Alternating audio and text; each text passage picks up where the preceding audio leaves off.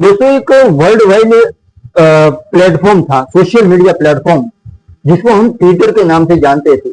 और उसका जो सिंबल था वो भी एक पक्षी का था। उसका नाम है, वो मैं आगे बताऊंगा इस बुक में, आई बुक में। तो दोस्तों उसका नाम अभी एक्स है, जो कि सुपर ऐप बनाने की कोशिश की जा रही है, एलन मस्क के अधीन है। तो वो एक ऐसा प्लेटफॉर्म था जिसमें एक ऐसा विजन था उस फाउंडर का नाम क्या, पूरी की पूरी कथा जो मैं बुक लेकर आया हूं ना, इनका क्यों कर रहे हो सब बताऊंगा, लेकिन पहले थोड़ा इंट्रोडक्शन कर देते हैं। इतनी जिज्ञासा होगी आपके अंदर, मुझे पता है। तो दोस्तों एक ऐसी कल्पना होती है कि पूरी दुनिया है जिसको हर आदमी को स्टेज पर कुछ बोलना तो है, एक बात बोलनी है जिंदगी में, ज्यादा तो कुछ नहीं बोले लेकिन एक बात बोलनी। तो उन्होंने एक डिजिटल प्लेटफॉर्म बनाया जिसमें पूरी दुनिया एक साथ चैटिंग कर सकती है और उसकी टाइम लाइन होती है जिसमें फटाफट ट्वीटिंग होता रहता है। मतलब तो ऐसे एक इसको चहचहाहट कहा गया है। चिड़ियों की वो आवाज आती है ना, उसी तरह इंसान की भी दोस्तों आवाज आती है। ये पृथ्वी है ना, वो इंसानों का, पक्षियों का जंगल है, और हर एक को अपनी आवाज दुनिया को सुनानी है, मीठी मधुरी आवाज। और उसके लिए एक आदमी ने एक कल्पना की कि हर आदमी की आवाज दुनिया तक पहुंचनी चाहिए। तो उसके लिए उन्होंने बनाया ट्विटर। और ट्विटर से एक्स कैसे बन गया, आज हम इस आई बुक में जानते हैं, पांचवी आई बुक में। तो दोस्तों पहला चैप्टर, जन्म की चहचहाहट, यानी चिड़िया जो चहचहाती है ना, उसी तरह इसका जन्म ही चहचहाहट के साथ हुआ था। दोस्तों मार्च 2006 सैन फ्रांसिस्को की सड़कों पर धुंध और सपनों का एक अनोखा संगम था। आप ध्यान से अच्छे से बुक सुनना मतलब आप ईयरफोन लगाकर भी सुन सकते हो, माइक वो आता है ना इतना बड़ा, उसमें भी सुन सकते हो। वो मोरारी बापू जी की कथा आती है ना, उसी तरह मेरी कथाएं होती है दोस्तों, लेकिन मैं बुक लेकर आता हूँ जो मेरी ही बनाई हुई होती है, तो आप सुन सकते हो। और आराम से जब सोते हो ना रात को, तब जरूर सुनना, क्योंकि अच्छी बुक होती है दोस्तों। और बुक का क्या महत्व है वो पढ़े लिखे लोगों को बताने की कोई जरूरत नहीं है। तो इस तरह दोस्तों गोल्डन गेट ब्रिज, जो कि सिलिकॉन वैली की पहचान है, सैन फ्रांसिस्को, अमेरिका, कैलिफोर्निया, सब पता है मुझे, एक छोटा सा कैफे शहर की धड़कनों को सुन रहा था। दोस्तों मेज पर बिखरे कागज और कॉफी के प्यालों के बीच जैक डॉर्सी, शायद आपने नाम सुना हो तो, वो ये फाउंडर था इसका, ट्विटर का। उसकी उंगलियां एक पुरानी नोटबुक पर नाच रही थी। उसके चश्मे के पीछे उसकी आंखों में एक ऐसी चमक थी मानो वो न केवल भविष्य देख रहा हो, बल्कि उसे बना रहा हो, अंदर ही अंदर बना रहा हो। अब देखो क्या लगा, उसने भी विजन मतलब सपना देखा था कि ऐसा होना चाहिए। हर आदमी को, चाहे वो मजदूर हो या कोई राजा हो, हर एक को बोलने का मौका चाहिए। और इसमें आगे अच्छी जी मैंने कहानियां जोड़ी है, आपको सुनाऊंगा। दोस्तों भविष्य देख रहा था आदमी। सामने बैठे थे नोआ ग्लास, ग्लास मतलब वो पीने का प्याला, ग्लास नहीं, नाम है नोआ ग्लास, बीज स्टोन, इवान विलियम्स, कुल 4 दोस्त, जेफ डॉर्सी के साथ 4 दोस्त, जिनके दिलों में एक नई दुनिया बसाने की इच्छा थी। सपने तो सभी देखते ही, जेफ ने धीरे से कहा, लेकिन क्या होगा अगर हम एक ऐसी जगह बनाए, एक ऐसा प्लेटफॉर्म बनाए जहां हर इंसान की आवाज, उसका हर पल दुनिया तक पहुंचे। और आज जब आप ट्वीट करने के लिए जाओगे तो वहां पर एक प्रश्न पूछा जाता है आपको, व्हाट हैपनिंग, यानी क्या हो रहा है। वो चाहे तेरे दिमाग में हो रहा हो या दुनिया में हो रहा हो या तेरे सामने हो रहा हो, व्हाट हैपनिंग। शेयर करो, अगर लायकात होगी तो वायरल हो जाएगा। यही दोस्तों उन्होंने कल्पना की थी। देखो हर पल हर इंसान की आवाज दुनिया तक पहुंचे, ऐसा ही उनका कुछ विजन था। लेकिन दोस्तों एक तरीके से अगर सोचा जाए, एक पारंपरिक तरीके से, कि क्या ये एक साथ संभव है सब लोगों की आवाज सुनना? नहीं। लेकिन दोस्तों उन्होंने टाइमलाइन बनाई, कुछ छोटा कुछ तुरंत, जैसे एक चहचहाहट। चिड़िया तो बहुत बोल रही है, लेकिन मयूर, पीकॉक जब बोलता है तो सबका अट्रैक्ट होता है, मतलब ध्यान हमारा अट्रैक्ट होता है उसके आवाज की तरफ।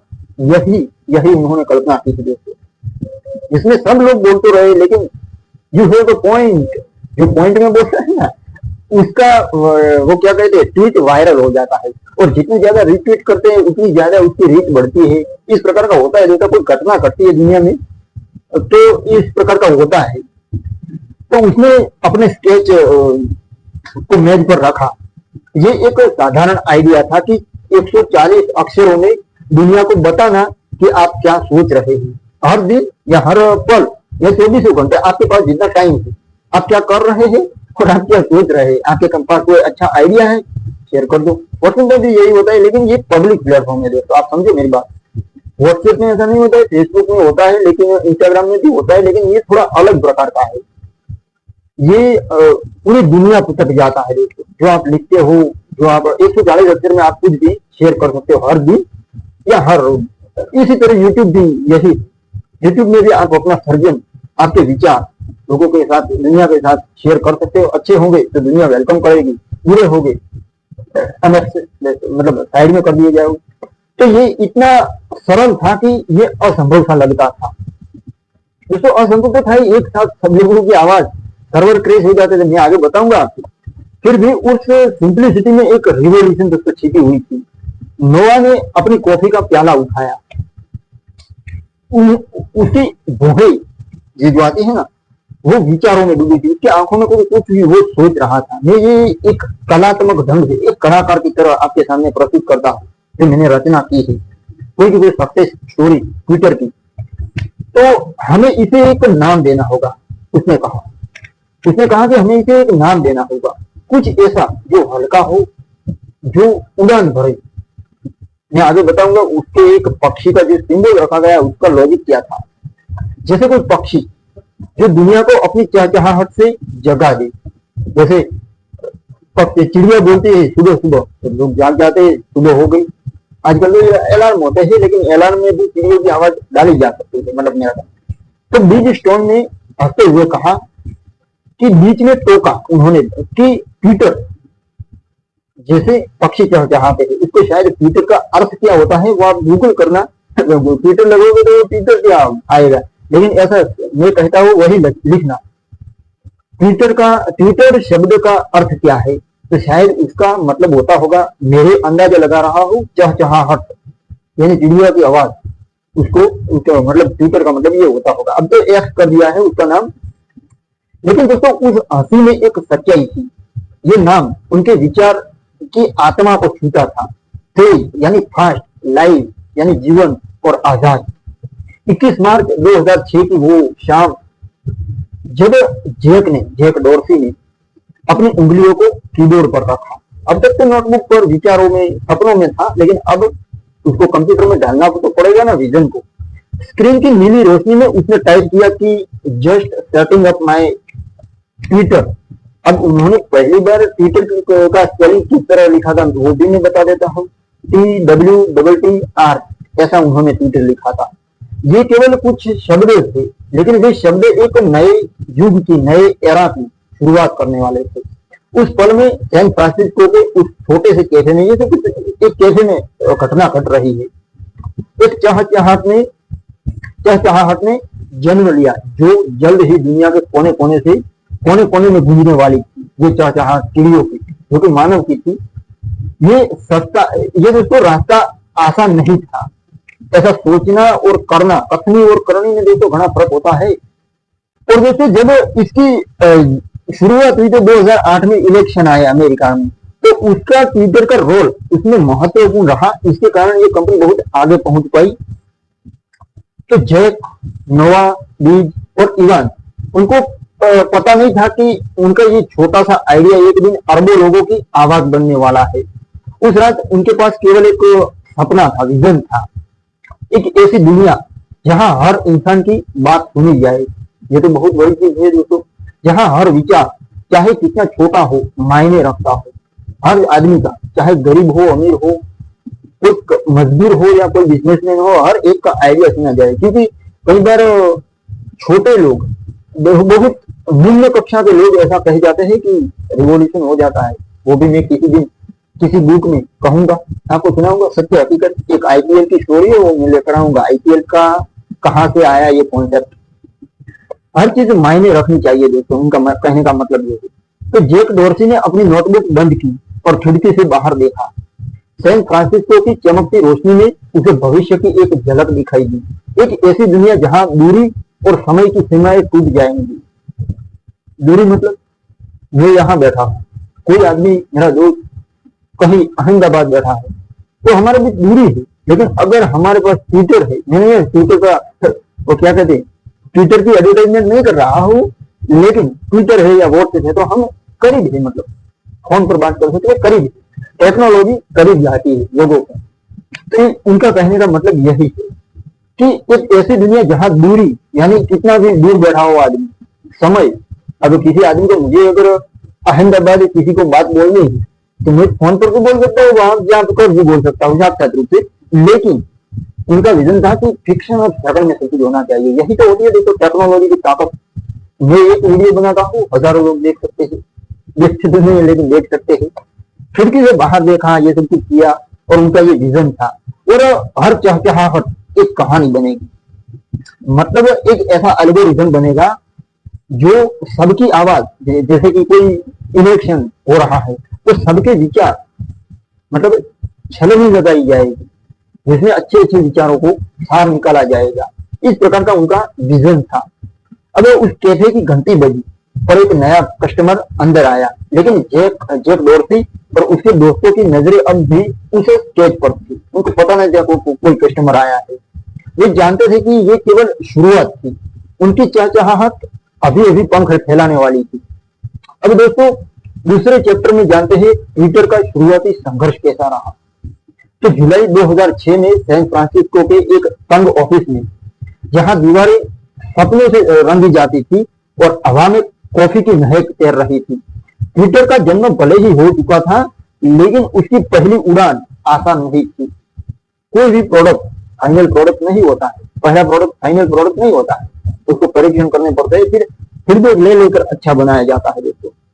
तो जैक डॉर्सी, नोआ ग्लास, ब्रिज स्टोन और इवान विलियम्स, ये चारों दोस्तों ने बनाया था ट्विटर।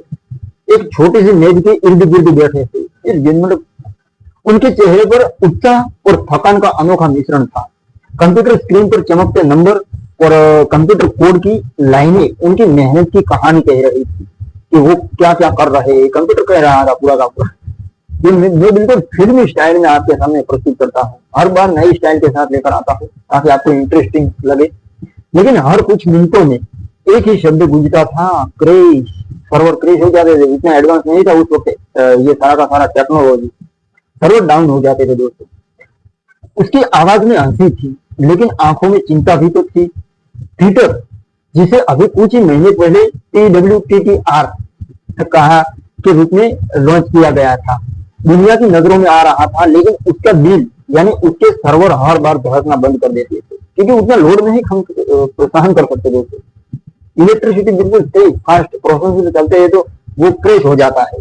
इसलिए लोग, इतने सारे लोग एक ही वेबसाइट पर टूट पड़ते हैं उनको इसकी हालत क्या होगी। इसलिए दोस्तों उसका दिल धड़कना बंद कर देता है, मतलब सर्वर क्रैश हो जाते हैं।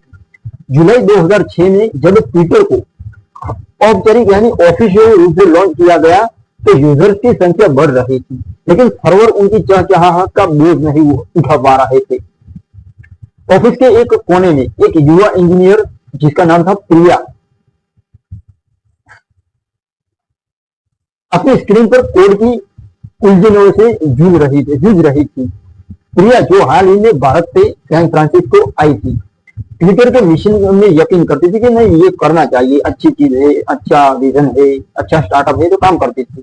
इसने अपने गांव में देखा था कि कैसे छोटी छोटी आवाजें दब जाती है और ट्विटर का विचार हर व्यक्ति को बोलने का प्लेटफॉर्म उसे जादू लग रहा था। उस बेचारी को, हमारा भारत का गांव पुराना बहुत सुना, तो लेकिन अब ट्विटर उसको रिवोल्यूशनरी लग रहा है, जादू लग रहा है। क्या बात है यार, सबकी आवाज एक ही मंच पर पूरी दुनिया सुन सकती है।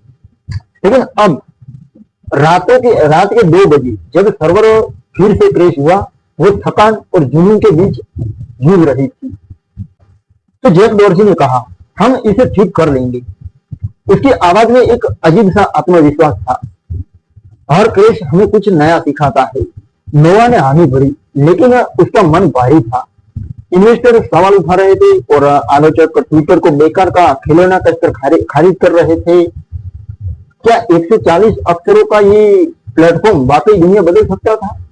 एक रात जब ऑफिस में सन्नाटा था और केवल कीबोर्ड की खटखट सुनाई दे रही थी, प्रिया ने एक नया कोड लिखा, इंस्ट्रक्शन कोड।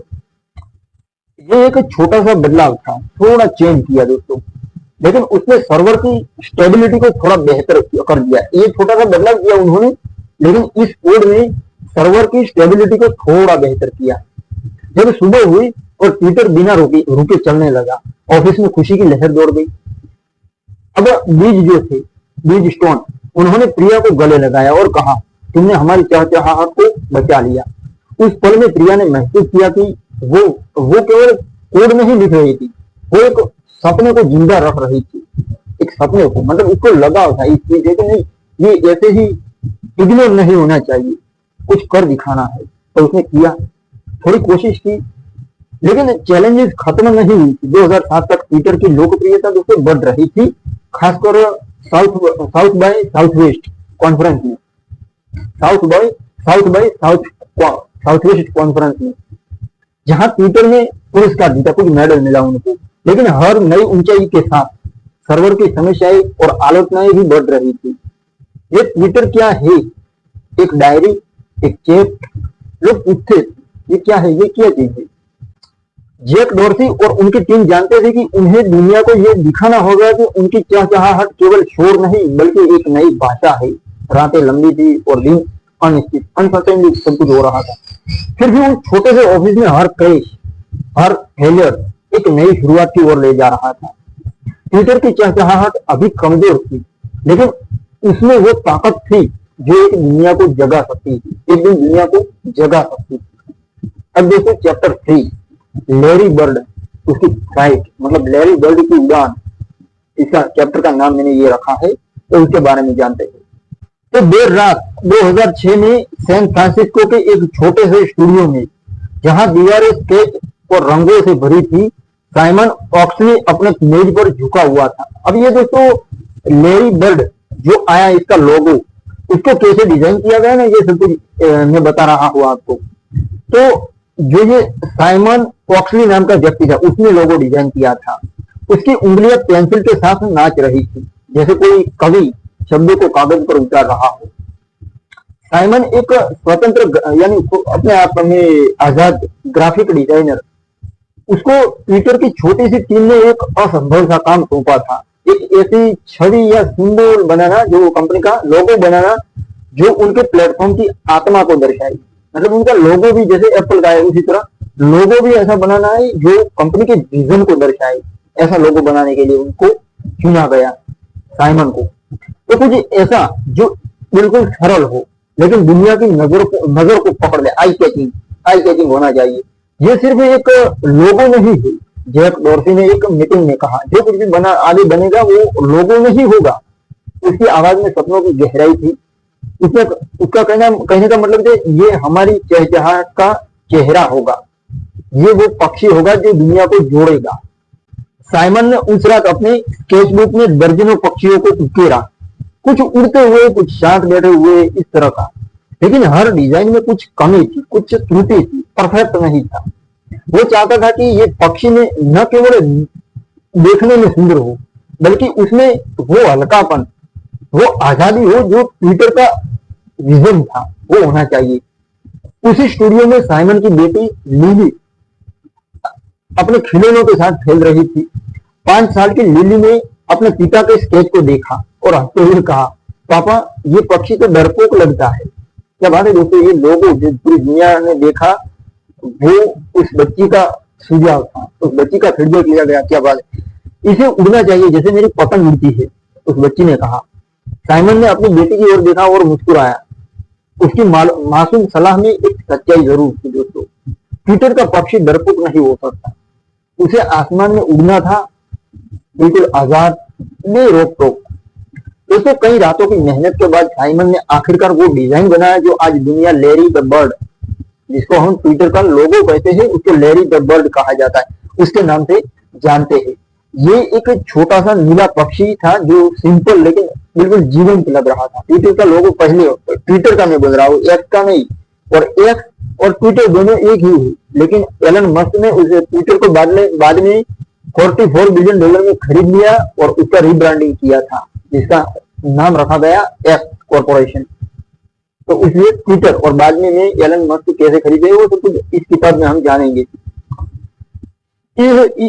इसका नाम है लैरी बर्ड, मशहूर बात, और ये जो लैरी बर्ड है वो नाम भी मशहूर, बिल्कुल फेमस बास्केटबॉल खिलाड़ी से इंस्पायर हुआ था, जिसे बीज स्टोन ने मजाक में इसको सुझाव दिया था।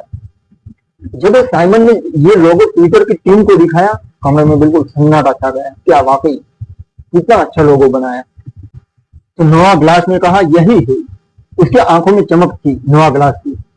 ये हमारा पक्षी है। 2006 के अंत तक लैरी बर्ड ट्विटर का चेहरा बन चुका था दोस्तों। ये लोगो केवल एक इमेज नहीं था, कोई छवि नहीं थी, ये एक प्रतीक था, ये एक सिंबल था। इंडिपेंडेंस, संक्षिप्तता, यानी शॉर्ट में सामूहिक चहचहाहट का। इसका ये जो मैंने तीनों चीजें बोली थी, ऐसा हो तो आप रिवर्स जाकर फिर से सुन लेना, लेकिन इस प्रकार का सिंबल था। जब ट्विटर ने 2007 में साउथ बाई साउथ वेस्ट, जिसको शॉर्ट में कहा जाता है SFSW, इस प्रकार का SFSW कॉन्फ्रेंस होता है, उसमें अपनी पहचान बनाई। तो लैरी बर्ड स्क्रीन पर उड़ रहा था और दुनिया ने इसे नोटिस जरूर किया। ये वो मोमेंट था जब ट्विटर ने अपनी पहली बड़ी उड़ान भरी। लेकिन साइमन के लिए ये केवल एक डिजाइन प्रोजेक्ट नहीं था। हर बार जब वो लैरी बर्ड को ट्विटर की वेबसाइट पर देखता, उसे लिली की हंसी याद आती थी। यार क्या बेटी बाप का रिलेशन, और ये बर्ड और पूरी दुनिया का पूरा ये कहानी बनती है पूरी। लेकिन उसकी बेटी की मासूम सलाह ने एक छोटे से पक्षी को दुनिया का सिंबल बना दिया था। सैन फ्रांसिस्को की उस रात जब साइमन ने अपनी पेंसिल नीचे रखी, उसे नहीं पता था कि उसका बनाया हुआ पक्षी, एक सिंबल, एक दिन अरबों लोगों की आवाज को पंख देगा। लैरी बर्ड अब केवल एक लोगो नहीं था कंपनी का, वो एक सपना था जो ट्विटर के साथ उड़ रहा था, हर चहचहाहट के साथ ऊंचा और ऊंचा। दोस्तों ये मैंने विजन जो पूरा का पूरा था वो समझा रहा हूं आपको। अब चैप्टर 4, जिसमें जानते हैं कि विश्व की नब्ज पर उंगलियां। आपको जो मैं कहना क्या चाहता हूँ, ये चैप्टर 4 है, ये चैप्टर 4 है। दुनिया की हर उंगली इंसान की होती है ना, उसकी हर उंगली पर कंट्रोल ट्विटर का, यानी कोई भी फिक्शन और सेकंड में वायरल हो सकता है। ये ट्विटर की दोस्तों ताकत है। तो दोस्तों चौथे चैप्टर में 2008 नवंबर महीना वॉशिंगटन डीसी की सर्द हवाओं में जहां सत्ता के गलियारे, वहां पर तो सत्ता होती है ना, पावर, ठीक है, वहां पर पूरा का पूरा अमेरिकन एडमिनिस्ट्रेटिव एरिया है। तो सत्ता के गलियारों की गूंज थी। एक युवा जर्नलिस्ट अंजलि अपने छोटे से अपार्टमेंट में बैठी थी। उसकी उंगलियां लैपटॉप पर तेजी से चल रही थी और स्क्रीन पर ट्विटर की नीली रोशनी चमक रही थी। अंजलि, जो हाल ही में दिल्ली से अमेरिका आई थी, एक छोटे से न्यूज ब्लॉग के लिए काम करती थी। लेकिन उस रात 4 नवंबर 2008 को, एग्जैक्ट डेट बोल रहा हूं, वो केवल एक जर्नलिस्ट नहीं थी, बल्कि वो इतिहास की गवाह थी। ट्विटर अब केवल एक प्लेटफॉर्म नहीं था, ये दुनिया की नब्ज था। 2008 का अमेरिकन प्रेसिडेंशियल इलेक्शन का जो अभियान था, उसमें वो अपने चरम पर था और बराक ओबामा और जॉन मैकेन, ये दोनों की टीम ट्विटर, दोनों नेताओं की पार्टी की टीम ट्विटर पर अपने समर्थकों से सीधे जुड़ रही थी। मतलब इस टेक्नोलॉजी का यूज कर रही थी पॉलिटिकल पार्टीज भी। तो अंजलि ने देखा कि कैसे बराक ओबामा की टीम ने ट्विटर का इस्तेमाल किया। हर रैली, हर भाषण, हर पॉलिसी की अनाउंसमेंट एक चहचहाहट बनकर दुनिया तक पहुंच रही थी। ये बिल्कुल दोस्तों रिवॉल्यूशन था। Change we can believe in, Obama का ये स्लोगन था, नारा था, ट्विटर पर गूंज रहा था।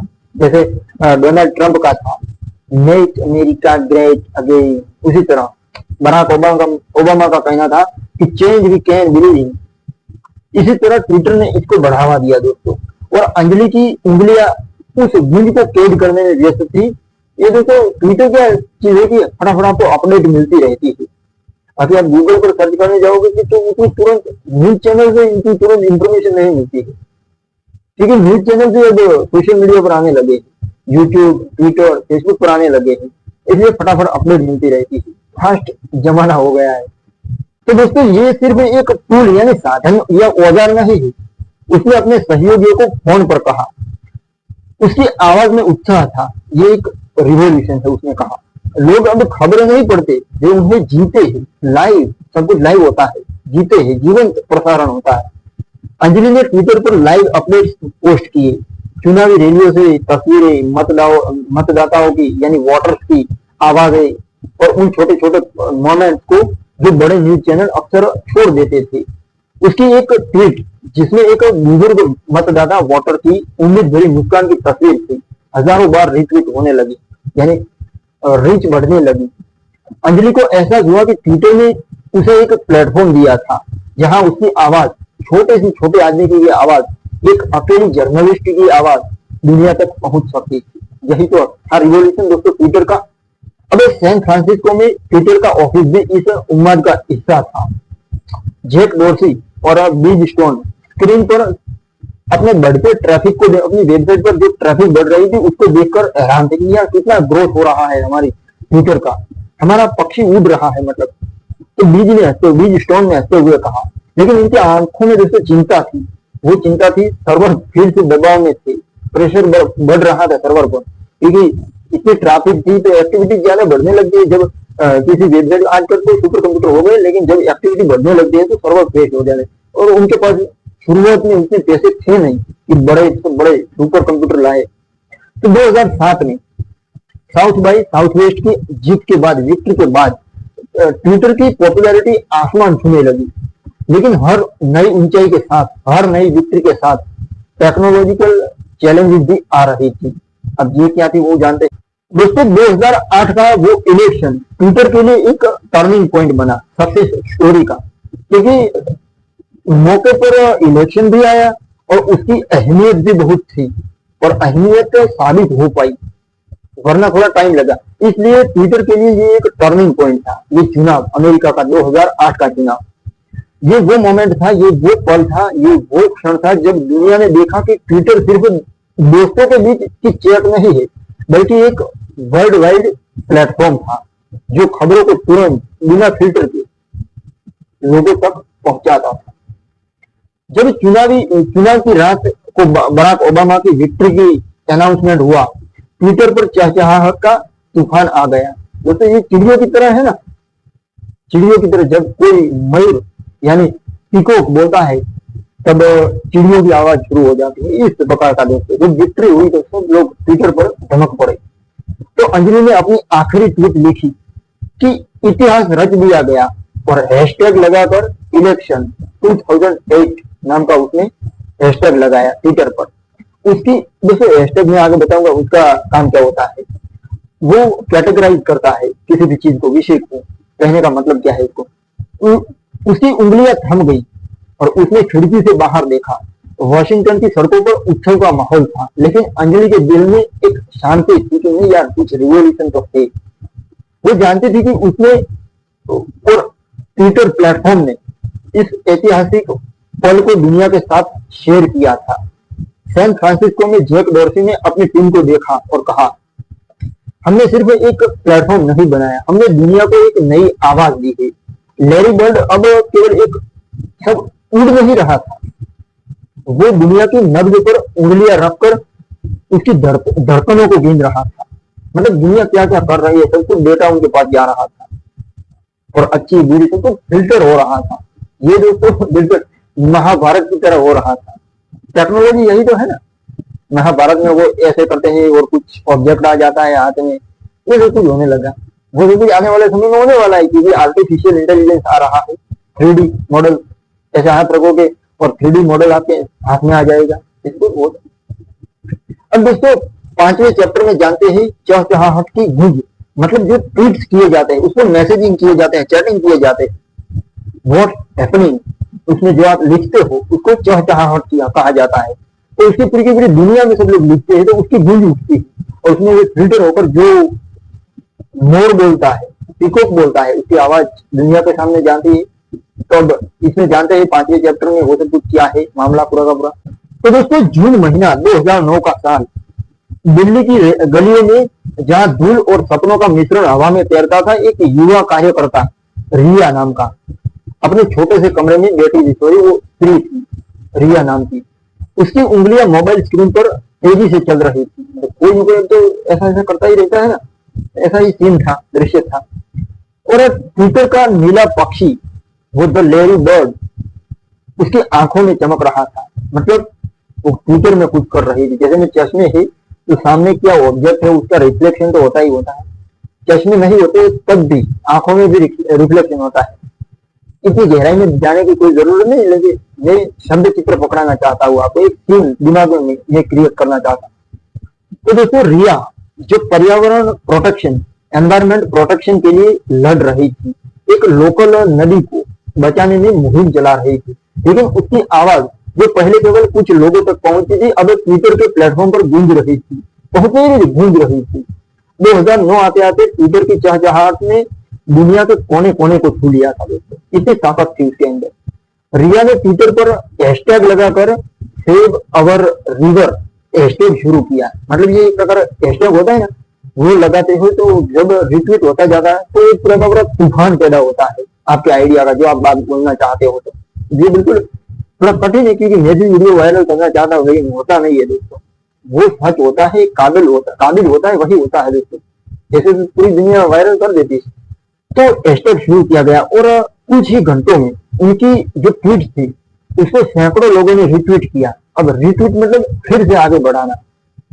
मैंने तो ट्विटर उतना गहराई से यूज नहीं किया, मैं तो यूट्यूब का खिलाड़ी हूँ, इसलिए ऐसा होता। तो दिल्ली के कॉलेज के जो स्टूडेंट थे, वहां से लेकर लंदन के एनवायरमेंटल एक्टिविस्ट होते हैं, वहां तक उसकी चहचहाहट एक आंदोलन बन गई, एक मूवमेंट बन गई। ये जादू है, रिया ने अपनी दोस्त को फोन पर कहा।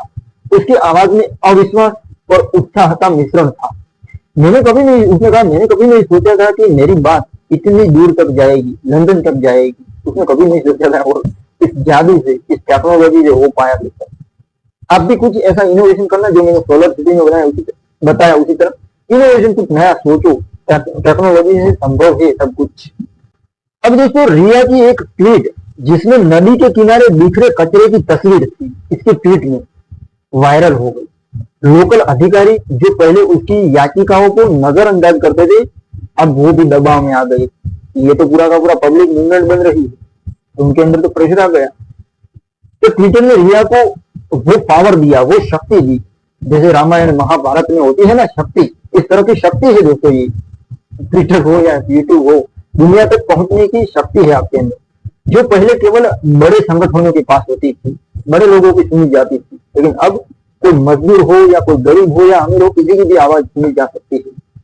हाँ, अगर कोई कहेगा कोई गरीब है, उसके पास मोबाइल नहीं है, तो वो कैसे अपनी बात रखेगा? तो वो बगल वाले के पास जाना है, जहां पर वो काम करता है, इसके पास जाके उसको ट्वीट करवा दो, हो जाएगा यार। आजकल तो यार सोशल मीडिया है, बहुत लोगों के पास ताकत है, मतलब कोई किसी को हैरान नहीं कर सकता। तो ये बड़े संगठनों के पास होती थी, लेकिन अब सबके पास है। तो सैन फ्रांसिस्को में ट्विटर का ऑफिस इस वर्ल्ड वाइड जो पूरा का पूरा तूफान उठने लगता था, उसका गवाह था। 2010 तक प्लेटफॉर्म पर हर दिन 50 मिलियन ट्वीट हो रहे थे। अब सोचो, एक जो जैक डॉर्सी थे फाउंडर, और दूसरे, वैसे 4 दोस्तों ने बनाया था, और दूसरे बिग स्टोन थे, जो अब भी सर्वर की समस्याओं से जूझ रहे थे 2010 तक। ये देखकर हैरान थे कि उनका छोटा सा विचार, आइडिया दुनिया को बदल रहा था। हमने एक प्लेटफॉर्म बनाया था, लेकिन लोग इसे एक आवाज बना रहे थे, जैक ने अपनी मीटिंग में ऐसा कहा था। उनकी स्क्रीन पर दुनिया भर की ट्वीट चमक रही थी। ईरान में प्रदर्शनकारियों ने उनकी आवाजें, जापान में फैशन ट्रेंड, और भारत में रिया जैसे एक्टिविस्ट, सोशल एक्टिविस्ट की मुहिम हो, सब कुछ दुनिया के सामने था। जैसे पहले क्या था कि न्यूज चैनल होता है, तो उसका जो मालिक होता है वो उसके साथ नेता लोग डील कर देते हैं कि तुम्हें वही दिखाना है जो हम कहते हैं। अब ऐसा नहीं है दोस्तों, अब हर आदमी के पास मीडिया है, हर आदमी चैनल है, ये ताकत है दोस्तों। ये दोस्तों, इस प्रकार का इनोवेशन दुनिया को बदल सकता है। लेकिन ये जो गूंज थी बिना चैलेंजेस के नहीं थी, इसमें भी चैलेंजेस तो थी। ट्विटर की तेजी से बढ़ती पॉपुलैरिटी ने नए सवाल खड़े किए। प्लेटफॉर्म पर गलत यानी मिस इन्फॉर्मेशन और ट्रोल्स भी बढ़ रहे थे। अब ट्रोल्स क्या होते हैं तो आप गूगल करना, क्योंकि मुझे भी पता नहीं है। मैं जब पढ़ रहा था तब मैं ये चीज छूट गई थी कि ट्रोल्स क्या है। मैं गूगल करने जा रहा था लेकिन वो छूट गया, तो गलती से आई एम सॉरी, लेकिन आप खुद कर सकते हैं, इतना तो कर सकते हो यार।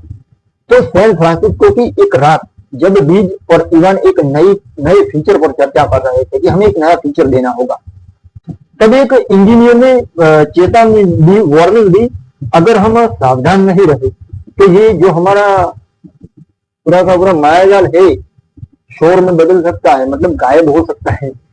लेकिन टीम ने फैसला किया कि वे प्लेटफॉर्म को खुला रखेंगे हर एक आदमी के लिए, क्योंकि उनकी चहचहाहट की ताकत उस खुलेपन में ही थी, उस आजादी में ही थी। बाकी कई प्लेटफॉर्म होते हैं जो ओनली फॉर बिल्कुल जो रईस खानदान के बड़े बड़े लोग होते हैं उनके लिए होते हैं, लेकिन ये सबके लिए है दोस्तों, सबकी आवाज सुनी जाती है।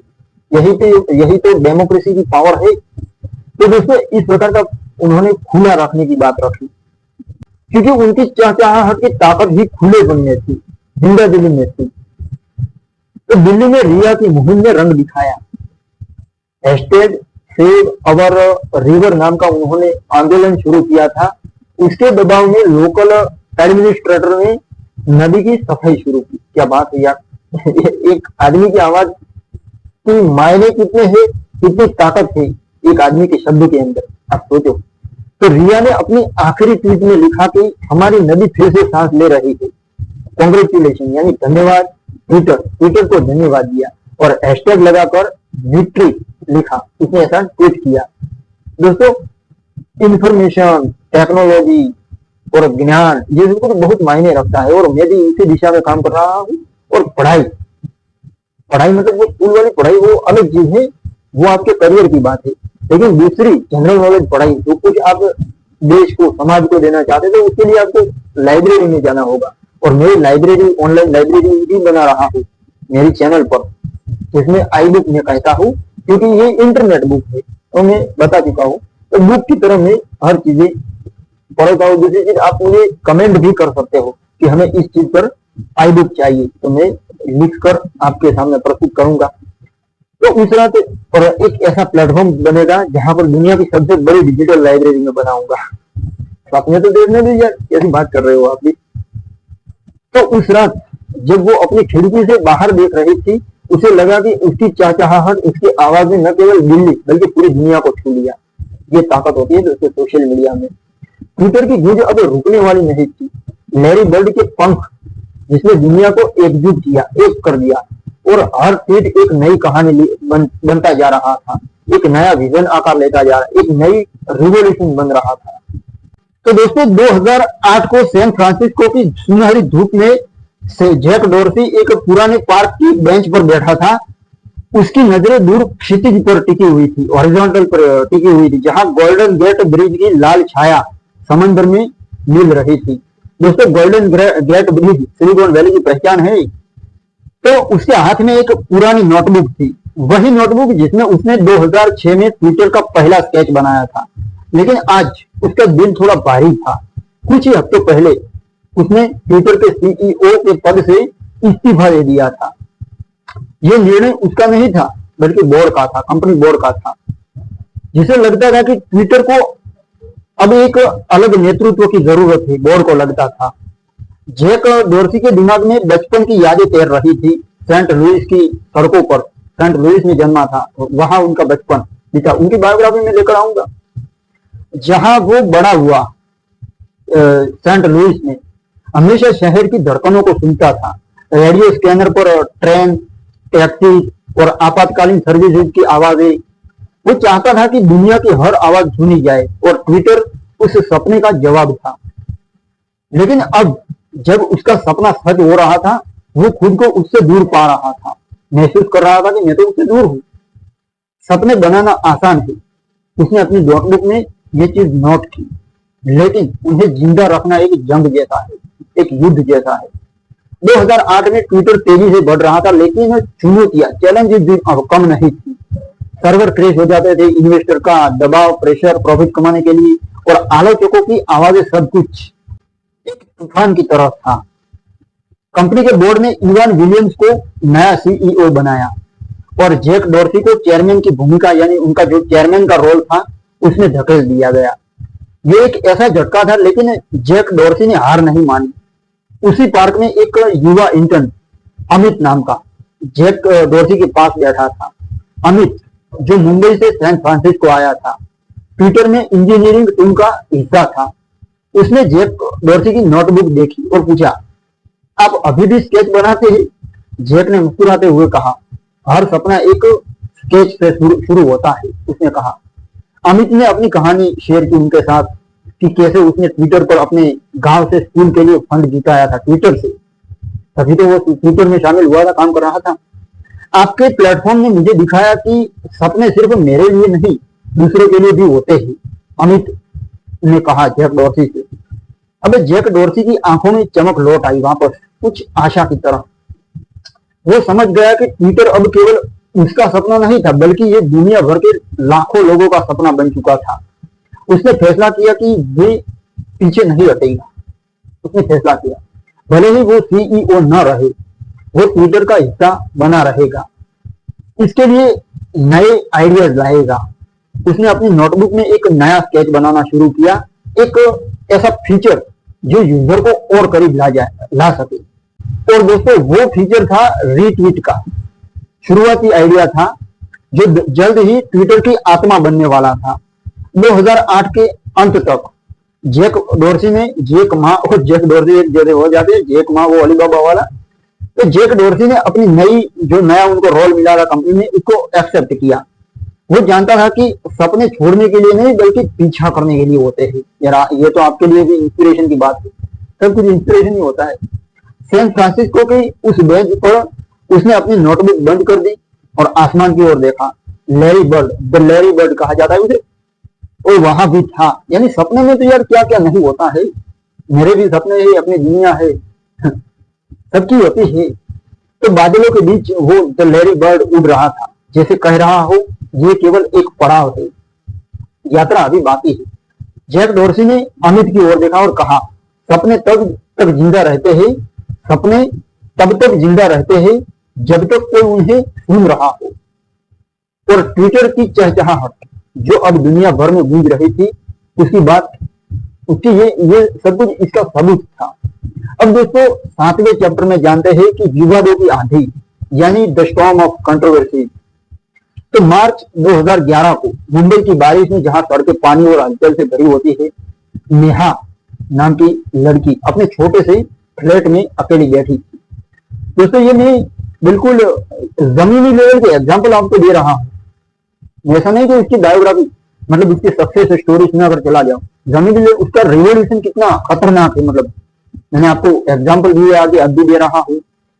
तो स्क्रीन पर वो छोरी नेहा नाम की, उसकी स्क्रीन पर ट्विटर की नीली रोशनी चमक रही थी, लेकिन उसकी आंखें आंसुओं से धुंधली थी। क्यों?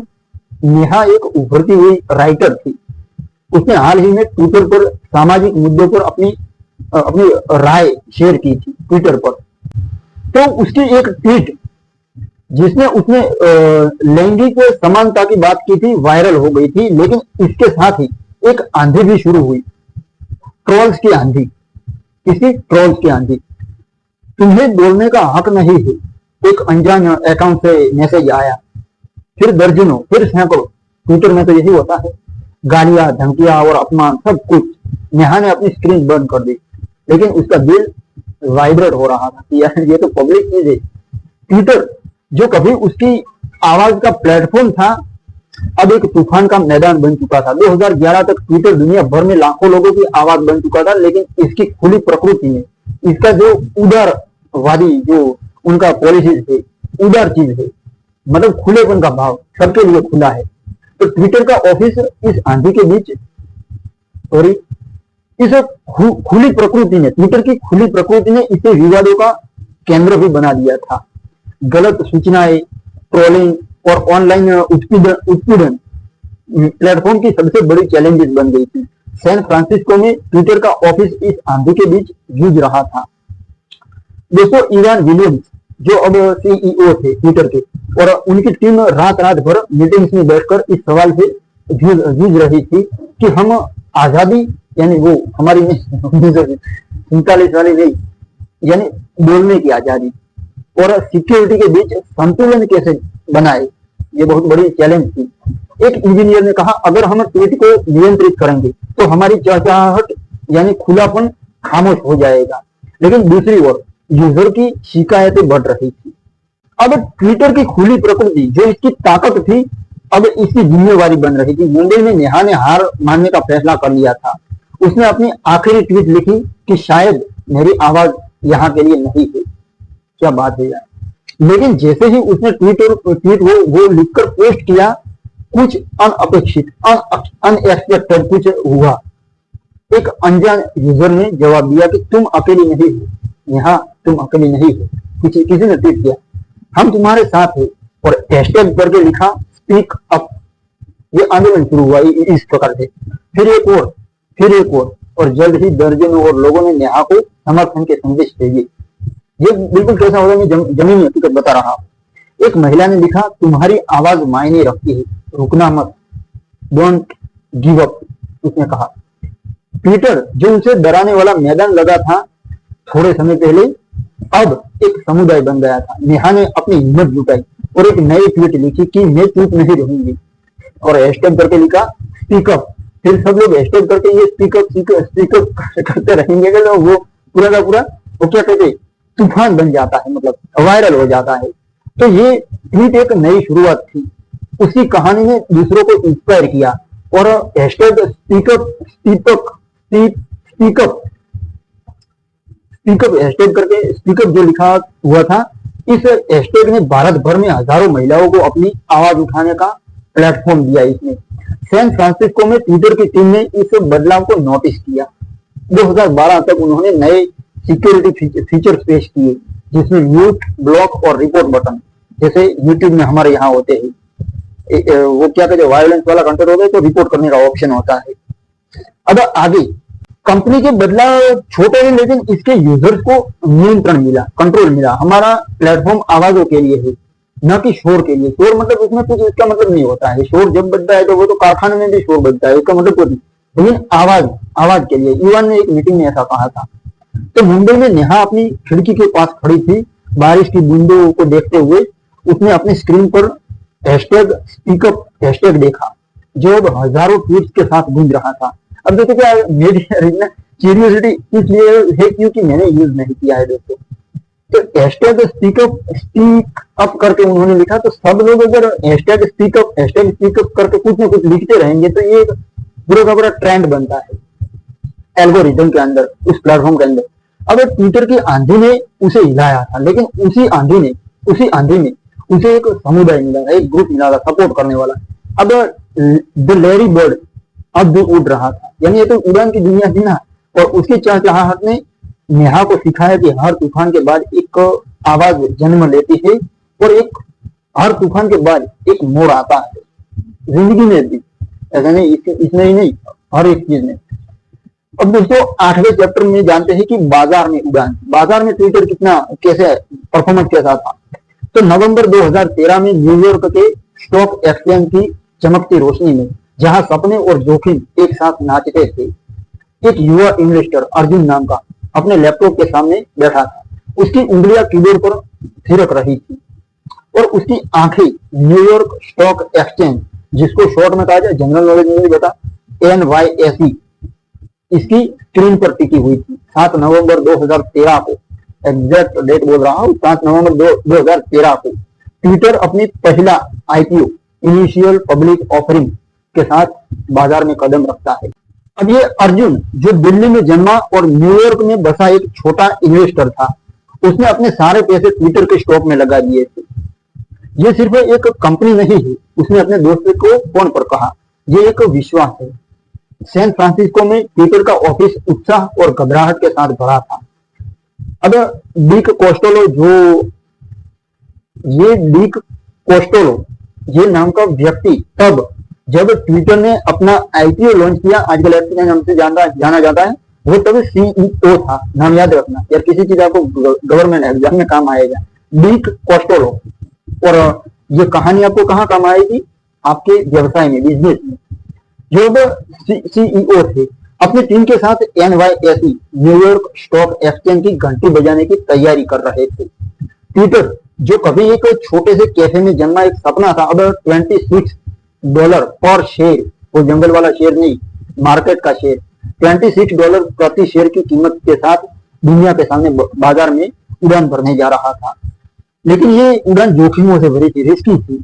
आलोचक कह रहे थे कि ट्विटर अभी मुनाफा नहीं कमा रहा था और इसकी तुलना, इसकी कंपैरिजन फेसबुक जैसे जायंट से हो रही थी। क्या ये पक्षी सचमुच उड़ पाएगा? एक एनालिस्ट ने पूछा। तो अर्जुन को ये सवाल परेशान नहीं करते थे। वो ट्विटर को सिर्फ एक कंपनी के रूप में नहीं देखता था, बल्कि वो इसे एक प्लेटफॉर्म के रूप में देखता था जिसने उसकी जिंदगी बदली थी। 2 साल पहले जब वो न्यूयॉर्क में एक छोटे से स्टार्टअप में काम कर रहा था, उसने ट्विटर पर अपने आइडिया शेयर किए थे।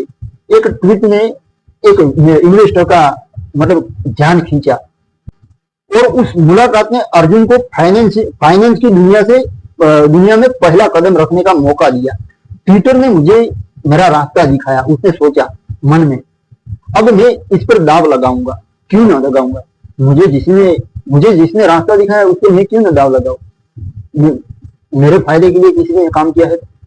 अब जब न्यूयॉर्क स्टॉक एक्सचेंज की घंटी बजी और ट्विटर का स्टॉक, जिसका वो क्या कहते हैं, लोगो नहीं आता है, वहां पर नाम आता है कंपनी का, तो TWTR, जिसका जो ट्विटर का सिंबल था, वो ट्रेडिंग शुरू हुआ। शेयर की प्राइस $26 से बढ़कर $45 तक पहुंच गई पहले ही दिन। सैन फ्रांसिस्को में ट्विटर के ऑफिस में जश्न का माहौल था। बीज स्टोन ने हंसते हुए कहा, हमारा लैरी बर्ड अब वॉल स्ट्रीट पर उड़ रहा है। लेकिन सीईओ जो थे डीक, वो जानते थे कि ये केवल शुरुआत थी। ट्विटर को अब इन्वेस्टर की उम्मीदों को पूरा भी करना था और इसके लिए प्लेटफॉर्म को और अधिक यूजर और एडवर्टाइजर तक पहुंचाना था। अब न्यूयॉर्क में अर्जुन की स्क्रीन पर स्टॉक की प्राइस चमक रही थी। उसका दिल तेजी से धड़क रहा था। यार, शेयर मार्केट में ब्लड प्रेशर भी बढ़ जाता है ना, इसलिए उसने अपनी माँ को फोन किया और कहा, माँ, मैंने एक सपने पर दाव लगाया है और वो सच हो रहा है। उसकी आवाज में गर्व था, लेकिन वो जानता था कि ये रिस्क अभी खत्म नहीं हुआ था। ट्विटर की तरह उसकी यात्रा भी उतार चढ़ाव से भरी थी। हर एक की जिंदगी उतार चढ़ाव से भरी हुई होती है। 2013 के अंत तक ट्विटर की मार्केट वैल्यूएशन $24 बिलियन तक पहुंच गई दोस्तों, और जब बिका तब $44 बिलियन। ये एक छोटे से स्टार्टअप से वर्ल्ड वाइड कंपनी तक की यात्रा थी दोस्तों। लेकिन अर्जुन के लिए ट्विटर सिर्फ स्टॉक नहीं था, ये वो प्लेटफॉर्म था जिसने उसे सिखाया कि सपने जोखिम लेने वालों के लिए होते हैं। जो जोखिम लेता है वही सपने साकार कर रहे हैं, क्योंकि जो सपने में होता है वो वाकई में नहीं होता है, इसलिए उसको वाकई में करने के लिए जुनून चाहिए। अब दोस्तों, मैं आपको एक आइडिया आया अभी भी कि जो लोग शेयर मार्केट में काम करते हैं, मुझे तो उतना नॉलेज नहीं, लेकिन दोस्तों जो अच्छी बात है दिल में आ गई तो बोल देता हूँ, शायद आपको काम आ जाए या कोई वॉरेन बफेट ज्यादा हो जाए। दोस्तों, मैं कह दूं कि अगर आप किसी कंपनी में इन्वेस्ट करते हो तो आप ये सोचकर करना। आजकल तो यार मोबाइल से इन्वेस्ट करने लगते हैं लोग, तो ऐसा नहीं होता है दोस्तों, रिसर्च करो। अब जैसे कि इन्होंने वो क्या कहते हैं, ट्विटर में इन्होंने इन्वेस्ट किया, तो उनको पता था कि भैया ये बंद नहीं होगी कंपनी, आगे जाकर इसका फ्यूचर अच्छा है। तो आप हर किसी कंपनी की जो प्रोडक्ट लाइन होती है, जैसे कि कोई कंपनी है, आईफोन तो छोड़ो वो तो, लेकिन टाटा, तो टाटा मोटर्स है, टाटा कई प्रकार की है, टाटा टी, कई प्रकार की कंपनी तो है, लेकिन उसकी प्रोडक्ट लाइन का फ्यूचर देखकर इन्वेस्ट करो। तो सब कुछ रिसर्च आपको ही करना पड़ेगा। तो दोस्तों इस तरह उसने इन्वेस्टमेंट किया। लेकिन अर्जुन के लिए ट्विटर सिर्फ स्टॉक नहीं था, वो एक प्लेटफॉर्म था जिसे उनसे दिखाया था कि सपने जोखिम लेने वालों के लिए होते हैं। अब सैन फ्रांसिस्को में बिग जो सीईओ थे, उन्होंने अपनी टीम को देखा और कहा, हमने बाजार में उड़ान भरी है, लेकिन असली उड़ान अब शुरू होने वाली है। द लैरी बर्ड अब केवल ट्विटर का सिंबल नहीं था, वो दुनिया के बाजारों में चहचहा रहा था। तो अब 9वें चैप्टर में जानते हैं वैश्विक मंच, यानी world wide platform, the global stage कहा जाता है उसे, जहां पर कोई भी जाकर बोल सकता है, यूट्यूब हो, फेसबुक हो, ये सब। तो फरवरी 2011 को मिस्र के काहिरा की एक तहरीर स्क्वायर में, सॉरी मैं फिर से बोलता हूँ, फरवरी 2011 को मिस्र के काहिरा की तहरीर स्क्वायर में, जहां क्रांति की आग धधक रही थी, एक युवा कार्यकर्ता यास्मीन नाम का भीड़ के बीच, सॉरी यास्मीन लड़की थी, वो भीड़ के बीच खड़ी थी। उसका चेहरा धूल और दृढ़ता से रंगा हुआ था और उसकी उंगलियां एक पुराने मोबाइल फोन पर तेजी से चल रही थी। स्क्रीन पर ट्विटर का नीला पक्षी चमक रहा था और हर ट्वीट के साथ यास्मीन दुनिया को काहिरा की सच्चाई बता रही, मतलब अपडेट कर रही थी पर कुछ क्या क्या हो रहा है, लाइव पूरा वह चल रहा था। वहां की काहिरा स्क्वायर की सच्चाई दुनिया के सामने पेश कर रही है। आप सोचिए ये कहानी सुनना थोड़ी ध्यान से। और उसने हैशटैग काहिरा स्क्वायर करके उसकी हम स्वतंत्रता के लिए लड़ रहे हैं, उसने हैशटैग काहिरा स्क्वायर करके हैशटैग काहिरा स्क्वायर करके हम स्वतंत्रता के लिए लड़ रहे हैं, हमारी आवाज सुनो, ऐसा उसने लिखा और ट्वीट किया। और उसकी ट्वीट जो हुई वो दोस्तों आग की तरह फैल रही थी। मिस्र से लंदन, न्यूयॉर्क से दिल्ली तक 2011 में ट्विटर अब केवल एक सोशल मीडिया प्लेटफॉर्म नहीं था, ये एक वर्ल्ड वाइड स्टेज बन चुका था जहां रिवॉल्यूशन जन्म ले रही थी, क्योंकि पूरी दुनिया की आवाज सुनी जा रही थी। अरब स्प्रिंग जो कि पूरा हुआ था, उस पर भी मैं बुक लेकर आऊंगा। अरब स्प्रिंग जो ट्यूनीशिया से शुरू होकर मिस्र, लीबिया और सीरिया तक फैला, ट्विटर के बिना ये सब अधूरा था। अब इसमें कार्यकर्ता, जर्नलिस्ट और आम लोग ट्विटर पर अपनी कहानियां, तस्वीरें और वीडियो शेयर कर रहे थे बिना सरकारी सेंसरशिप के। अब दोस्तों यास्मीन ने देखा कि कैसे उसकी एक ट्वीट जिसमें तहरीर स्क्वायर पर पुलिस की बर्बरता की तस्वीर, तहरीर स्क्वायर पर मिस्र की मैं बात कर रहा, उसने दुनिया को यहाँ बिल्कुल हलचल मचा दी। यार क्या है, ऐसा नहीं हो सकता, तो ये हमारी आवाज है, उसने अपने दोस्त को कहा। और अब इसे कोई नहीं रोक सकता, कोई नहीं दबा सकता। सैन फ्रांसिस्को में दोस्तों मैं बोलना चाहता हूँ, चाइना, नॉर्थ कोरिया, वहां की भी इंफॉर्मेशन आ जा रही है, लेकिन वहां पर इसलिए तो उन्होंने ट्विटर को, फेसबुक को, व्हाट्सएप को, यूट्यूब को बंद कर दिया है, बैन कर दिया है उसने, क्योंकि उनको पता है कि डेमोक्रेसी की ये पंछी है, अगर यहाँ पर आग आ जाएगी तो हमारी डिक्टेटरशिप खत्म हो जाएगी। उसका अलग मामला है दोस्तों, किसी अलग बुक में बात करेंगे। तो सैन फ्रांसिस्को में ट्विटर का ऑफिस इस वर्ल्ड वाइड जो पूरी दुनिया के सामने था, उछल का गवाह था। निक कोस्टेलो जो कि सीईओ थे और उनकी टीम स्क्रीन पर हैशटैग जानुआरी, मतलब जान 25 और हैशटैग इजिप्ट जैसे हैशटैग के तूफान को देख रहे थे। हमने एक प्लेटफॉर्म बनाया था, स्टेज बनाया था। निक कोस्टेलो जो सीईओ थे, उन्होंने एक मीटिंग में कहा, लेकिन लोग इसे एक हथियार बना रहे हैं। सोशल मीडिया दोस्तों एक हथियार है, और वो भी स्वतंत्रता का हथियार। लेकिन इस शक्ति के साथ जिम्मेवारी भी आई। मिस्र और अन्य देशों में सरकारें ट्विटर को ब्लॉक करने की कोशिश कर रही थी, जैसे मैंने आगे बताया कि नॉर्थ कोरिया और चाइना में बंद कर देते हैं, उसी तरह अब ट्विटर की टीम ने रात भर काम किया, ये सुनिश्चित करने के लिए कि उनकी चाहत बाधित न हो। ट्विटर बैन नहीं होना चाहिए और लोगों की आवाज दबाई नहीं जानी चाहिए, ये उनका मिशन था। कंपनी मायने या पैसे, प्रॉफिट ये मायने नहीं रखता है दोस्तों, आप दुनिया को क्या दे रहे हो ये मायने रखता है। तो यास्मीन के लिए ट्विटर सिर्फ एक एप्लीकेशन नहीं था, ये उसकी आवाज को एक्सटेंड कर रहा था। एक ऐसा माइक जहां जाकर आप अगर बोलते हो तो पूरी दुनिया में गर्जना होती थी, यही है दोस्तों ट्विटर। तो यास्मीन के लिए ट्विटर एक एप्लीकेशन नहीं था, ये उसकी आवाज का एक्सटेंशन था। जहां तहरीर स्क्वायर पर प्रदर्शनकारियों पर आंसू का गैस आते हैं, उसके गोले दागे गए। उसने ट्वीट किया कि हम डरेंगे नहीं, हैशटैग करके फिर से लिखा तहरीर स्क्वायर, हैशटैग करके इंग्लिश में लिखा, ताकि इसको बढ़ावा मिले, रीच ज्यादा मिले और पूरी दुनिया से प्रेशर बने। दोस्तों यही तो होती है सोशल मीडिया की ताकत। तो उसकी ट्वीट को हजारों लोगों ने रीट्वीट किया और दुनिया भर के समर्थकों ने मिस्र की रिवॉल्यूशन को, मिस्र की क्रांति को मजबूती दी। एक रात जब वो एक सुरक्षित ठिकाने में छिपी थी, एक अनजान यूजर की ट्वीट ने उसका दिल छू लिया कि यास्मीन तुम मिस्र की रोशनी हो, रुकना मत। यार क्या बोला। ये संदेश, ये मैसेज न्यूयॉर्क से आया था दोस्तों, लेकिन यास्मीन को लगा कि ये उसकी अपनी आवाज की गूंज थी। 2013 तक अरब स्प्रिंग ने कई देशों में बदलाव ला दिया था और ट्विटर उस बदलाव का सिंबल बन चुका था, उसके केंद्र में था। ये ट्विटर ने किया था, ट्विटर का कमाल था। लेकिन यास्मीन जानती थी कि ये केवल शुरुआत थी, ट्विटर ने उसे सिखाया था कि एक छोटी सी चहचहाहट दुनिया को हिला सकती है। सैन फ्रांसिस्को में डिक, जो कंपनी के सीईओ थे, उन्होंने अपनी टीम को देखा और कहा, हमारा द लैरी बर्ड अब केवल उड़ नहीं रहा है, वो इतिहास लिख रहा है। काहिरा में यास्मीन ने तहरीर स्क्वायर की ओर देखा, जहां भीड़ अब भी नारे लगा रही थी, स्लोगन नारे लगा रही थी।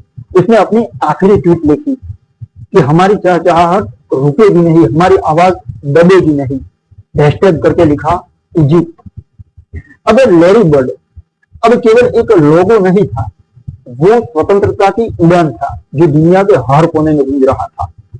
अब दोस्तों 10वें चैप्टर में जानते हैं नए क्षितिज यानी नई दिशा की ओर।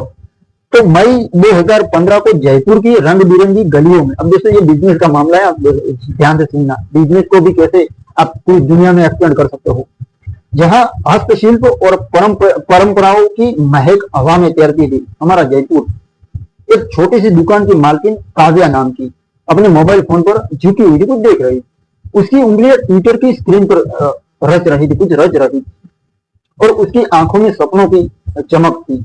काव्या जो पारंपरिक राजस्थानी ज्वेलरी बनाती थी, उसने हाल ही में ट्विटर पर अपनी दुकान का अकाउंट शुरू किया था। तो उसने हैशटैग हैंडमेड विथ लव, इसके साथ उसकी एक ट्वीट पहली बार जिसमें उसने अपने बनाए कानों के जो झुमके आते हैं उसकी तस्वीर पोस्ट की, हैशटैग हैंडमेड विथ लव ऐसा हैशटैग करके उसकी तस्वीर पोस्ट की, रातों रात वायरल होगी। 2014 से 2016 तक ट्विटर नए क्षितिज की ओर बढ़ रहा था। प्लेटफॉर्म ने हैशटैग, रिट्वीट और बाद में 280 अक्षरों की लिमिट जैसे फीचर्स को अपनाकर अपनी पहचान को और मजबूत किया था। ये बदलाव छोटे लगते थे, लेकिन उन्होंने ट्विटर को और भी पावरफुल बना दिया। हैशटैग्स ने विचारों को एकजुट किया। अब दोस्तों हैशटैग्स क्या होते हैं कि कीवर्ड्स मिलते हैं, तो आपके जैसे जो लोग होते हैं वो सारा का सारा एक ग्रुप बनता है वीडियो का, ऑनलाइन एल्गोरिथम बनाता है एआई से। तो इस तरह आप जैसे लोग हैं उन तक ये कुछ पहुंचता है। तो इस प्रकार की सुविधाओं के कारण ट्विटर इतना आगे बढ़ा।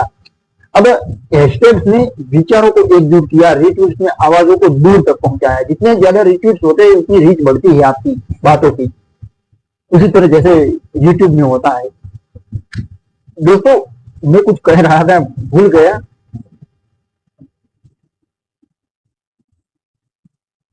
हाँ, मैं ये कह रहा था कि मैं किसी दिन ट्विटर की फाइनेंशियल मतलब बिजनेस से रिलेटेड सक्सेस स्टोरी पर भी एक बुक लेकर आऊंगा। तो रिट्वीट ने आवाजों को दूर तक पहुंचाया और कैरेक्टर लिमिट जो थी उसने उपयोगकर्ताओं को यानी यूजर्स को, अपने कस्टमर्स को अपनी कहानियां बेहतर ढंग से कहने का मौका दिया। वो भी शॉर्ट में, यार कोई भाषण लिख कर देने को कोई नहीं पढ़ता, इसलिए 280 अक्षरों की लिमिट उन्होंने रखी है। अब काव्या के लिए ये फीचर्स एक नए दरवाजे की तरह थे जो उसकी छोटी सी दुकान को दुनिया से जोड़ रही थी। ये सिर्फ एक एप्लीकेशन नहीं है, काव्या ने कहा। जो लोग एक्सपीरियंस करते हैं वो तो सब कुछ अपनी अभिव्यक्ति रखते हैं, तो अपनी बहन को उत्साह से उसने कहा अभिव्यक्ति रखी। तो ये मेरी दुकान को दुनिया की खिड़की तक ले जा रहा है। ट्विटर, उसकी ट्वीट्स जो जयपुर से लेकर न्यूयॉर्क तक के लोग देख रहे थे। एक कस्टमर ने उससे संपर्क किया जो लंदन में एक फैशन शो के लिए राजस्थानी ज्वेलरी चाहता था। अब सोचो कैसा कॉन्टेक्ट हुआ ये सब,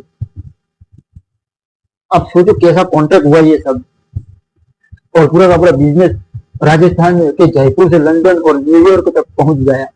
काव्या की छोटी सी दुकान जो पहले केवल लोकल मार्केट तक सीमित थी, अब वर्ल्ड लेवल के प्लेटफॉर्म पर चमक रही थी।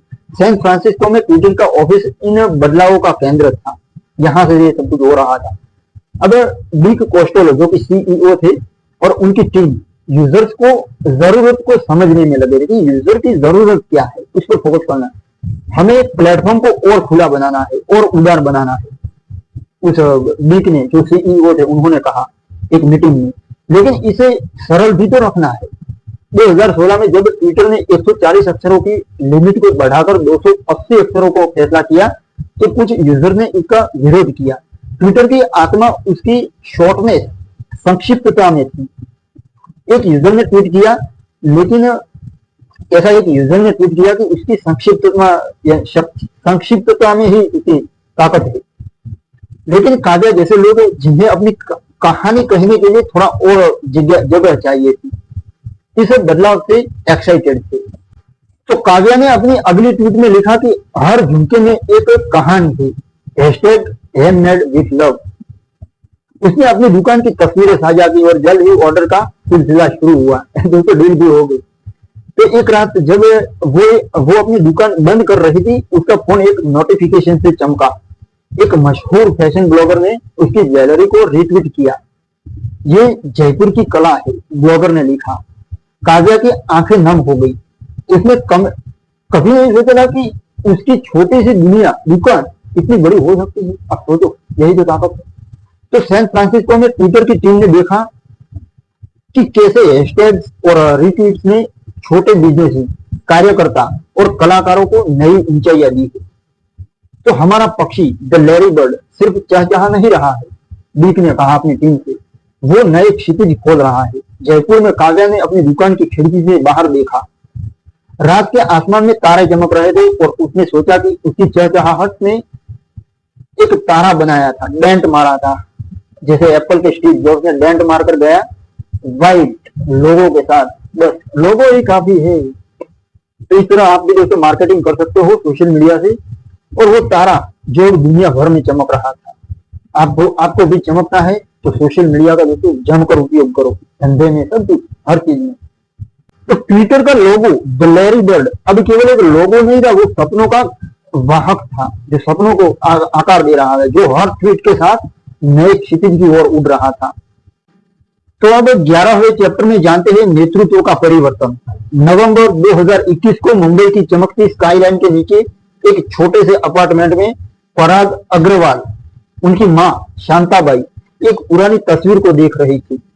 तस्वीर में एक युवा पराग था, आईआईटी बॉम्बे के हॉस्टल के बाहर किताबों के ढेर के साथ मुस्कुराता हुआ। आज वो दुनिया के सबसे बड़े प्लेटफॉर्म में से एक ट्विटर का सीईओ बन चुका था। शांताबाई की आंखों में नमी थी, लेकिन उनकी मुस्कान में गर्व था।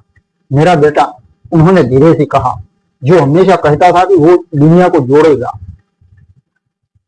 29 नवंबर 2021 को जब पराग अग्रवाल को ट्विटर का सीईओ नियुक्त किया गया, ये केवल एक कॉर्पोरेट बदलाव नहीं था, ये एक ऐतिहासिक क्षण था।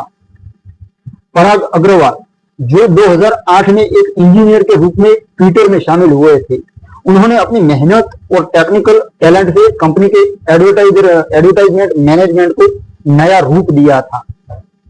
लेकिन उनकी यात्रा, उनकी जीवन सफर उससे कहीं गहरी थी।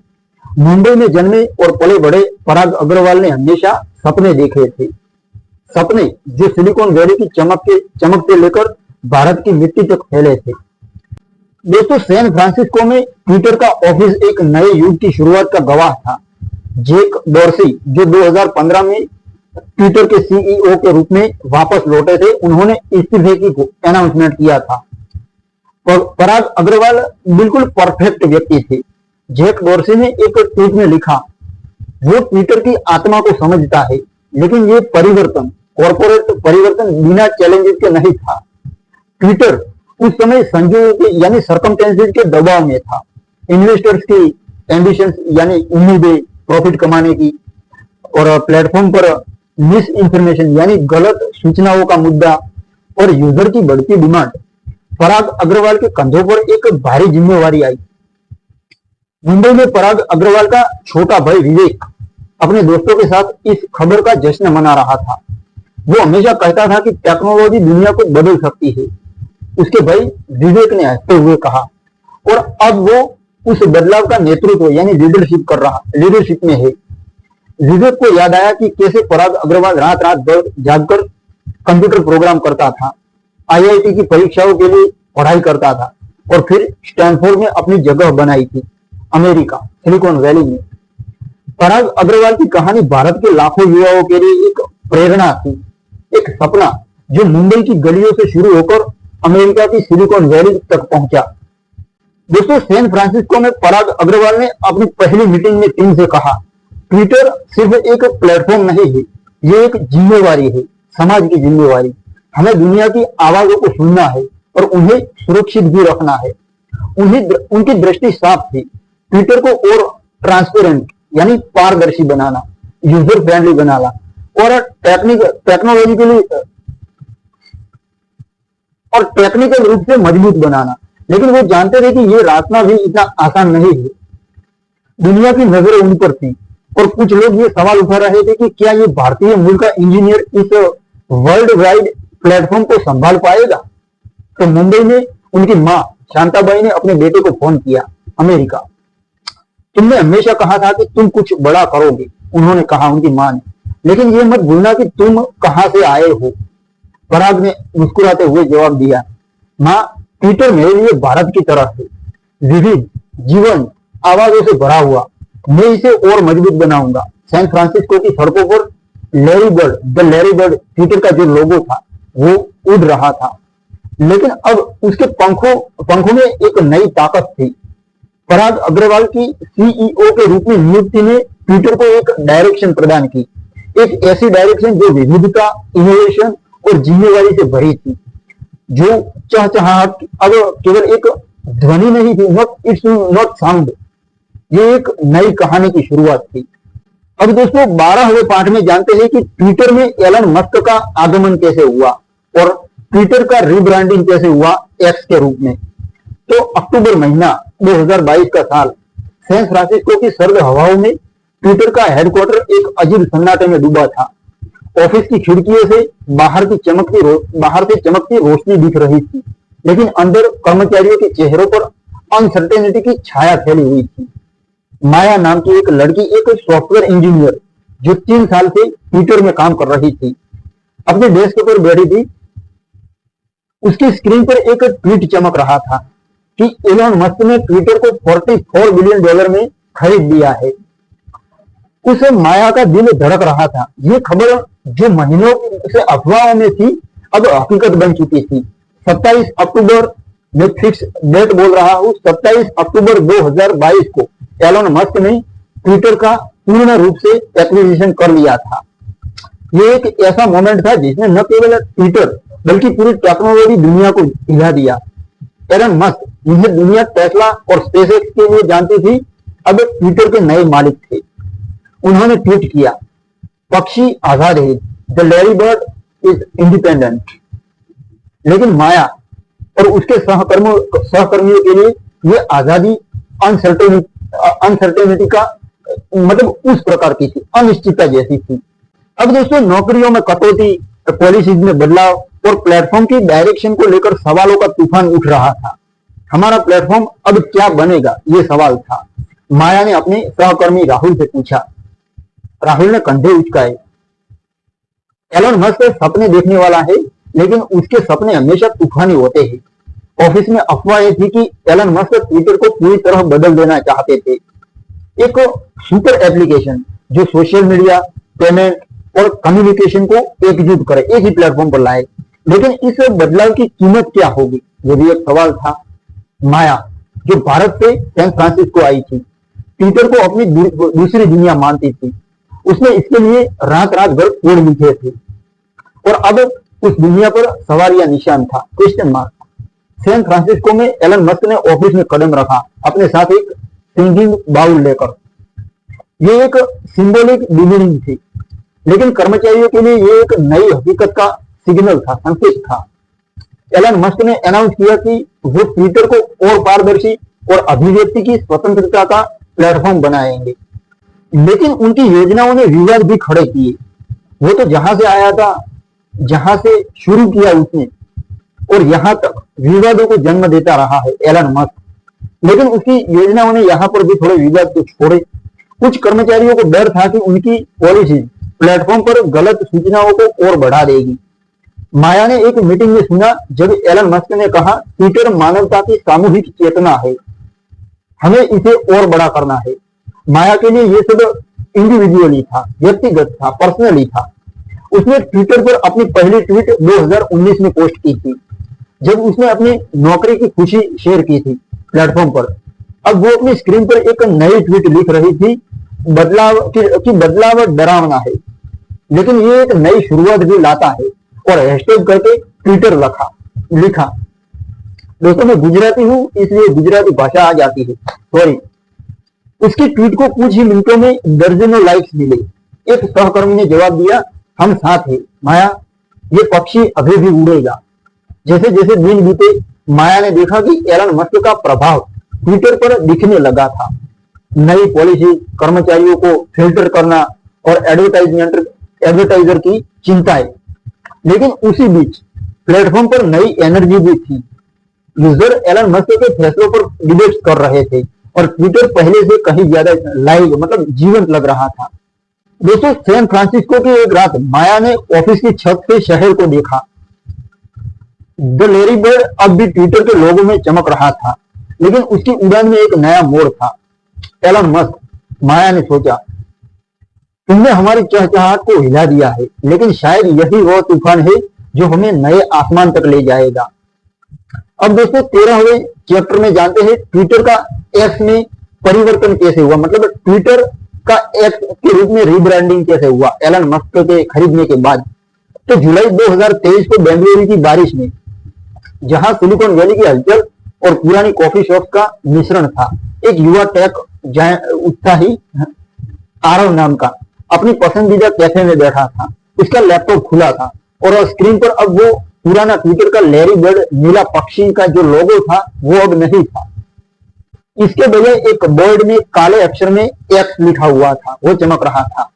जुलाई 2023 में ट्विटर, जो एक करीब एक डेकेड से अधिक समय तक दुनिया की चहचहाहट का सिंबल था, प्रतीक था, अब एक्स बन चुका था। आरव, जो 2010 से ट्विटर का वफादार यूजर था, इस बदलाव को देखकर मिश्रित भावनाओं में मतलब इमोशनल हो चुका था। ये अब ट्विटर नहीं है। उसने अपनी दोस्त सानिया को मैसेज किया, लेकिन शायद ये कुछ बड़ा बनने जा रहा है। दोस्तों, एलन मस्क, जिन्होंने 2022 में ट्विटर को $44 बिलियन में खरीद लिया था, इसे एक नए दृष्टिकोण के साथ बदल दिया। जो एक्स था वो अब केवल एक सोशल मीडिया प्लेटफॉर्म नहीं था, ये एक सुपर ऐप था और उसी दिशा में आगे बढ़ रहा था।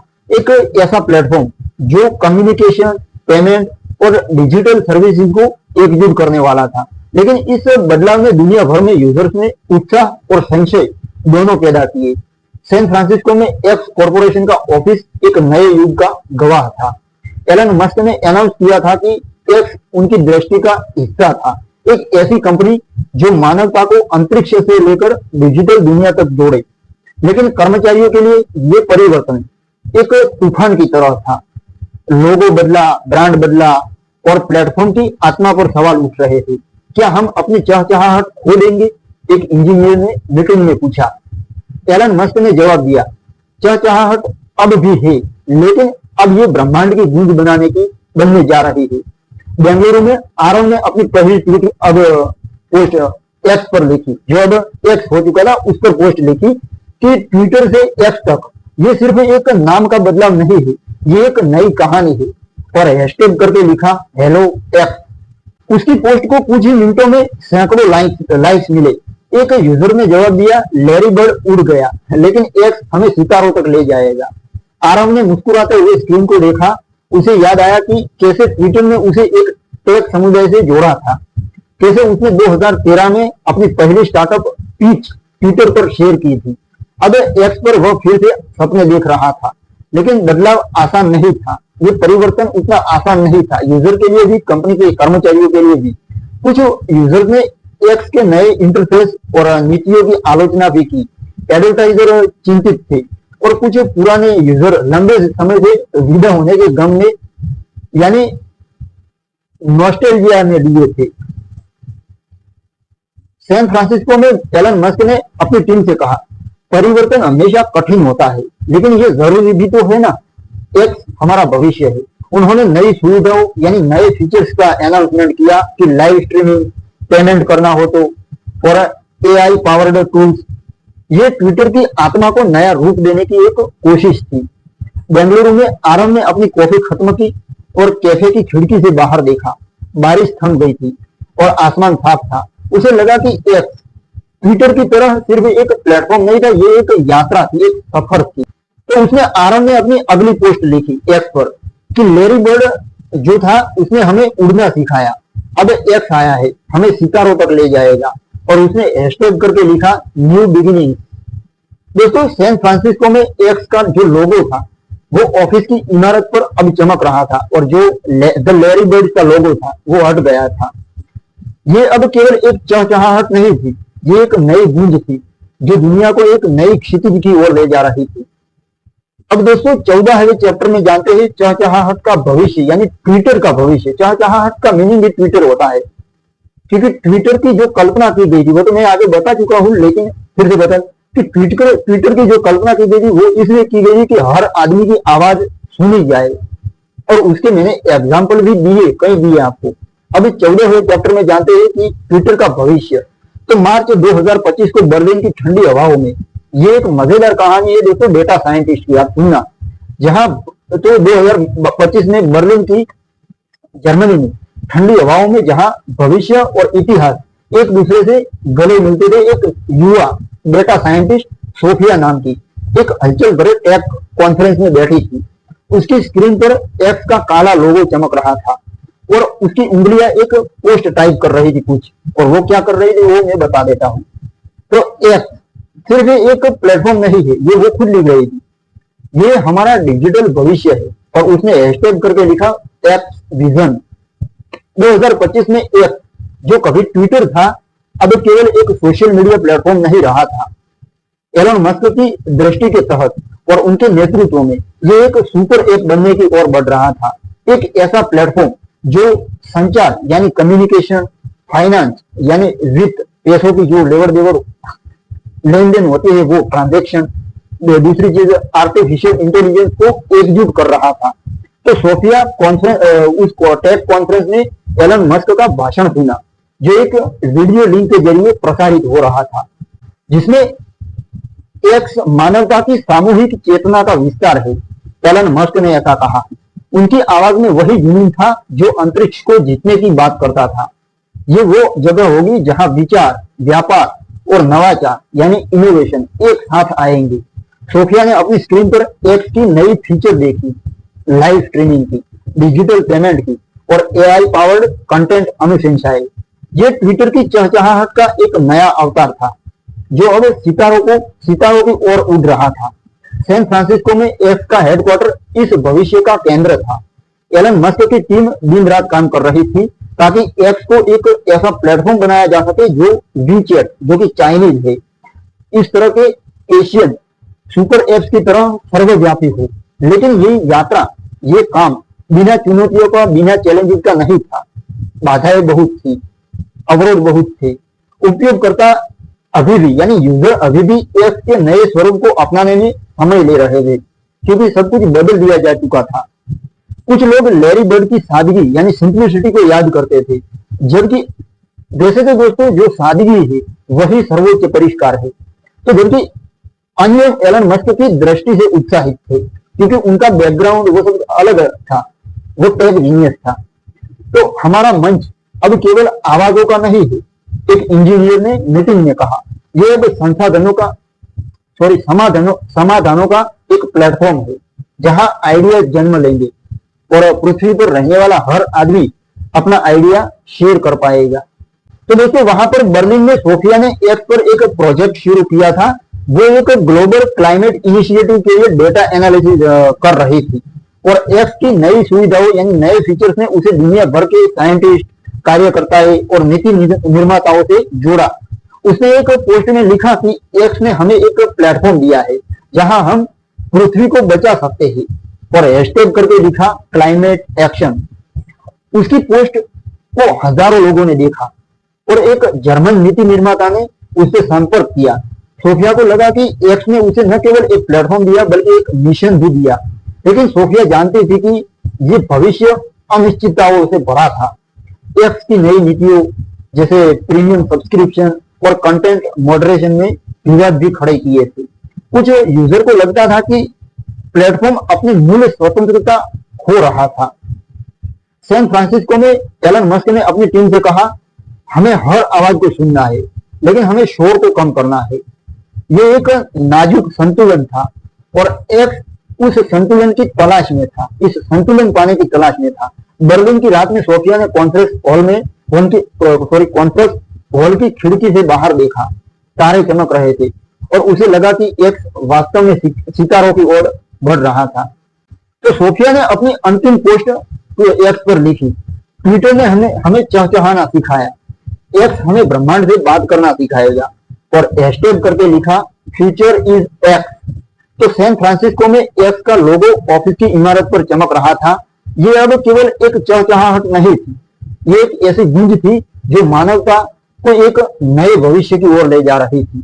द लेरी बर्ड शायद चला गया था, लेकिन एक्स के पंख एक नई उड़ान दे रहे थे कंपनी को। दोस्तों, अब आखिरी और 15वें चैप्टर में जानते हैं एक चहचहाहट यानी ट्विटर की विरासत क्या थी, दुनिया को क्या दिया ट्विटर ने।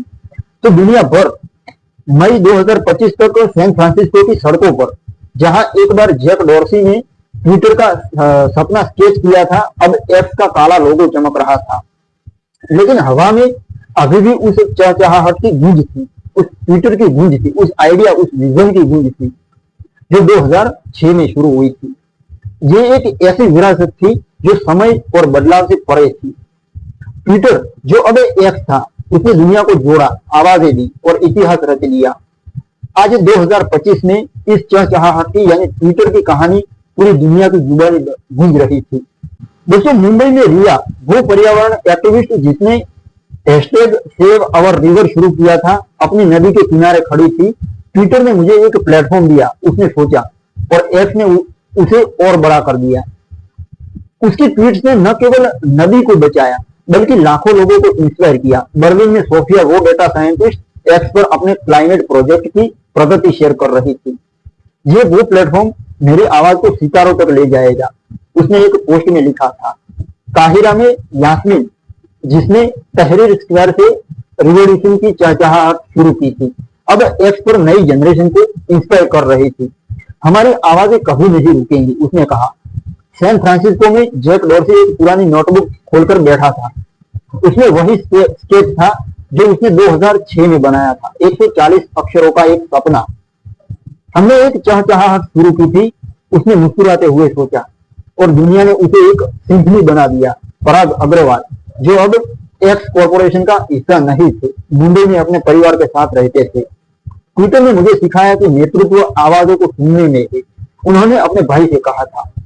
एलन मस्क, एक्स के नए मालिक, सितारों की ओर देख रहे थे। एक बिल्कुल फिल्मी रूप से मैं आपके सामने प्रस्तुत कर रहा हूं दोस्तों। तो वहां पर पराग अग्रवाल ने भी लिखा, एक्स इंसानियत का भविष्य।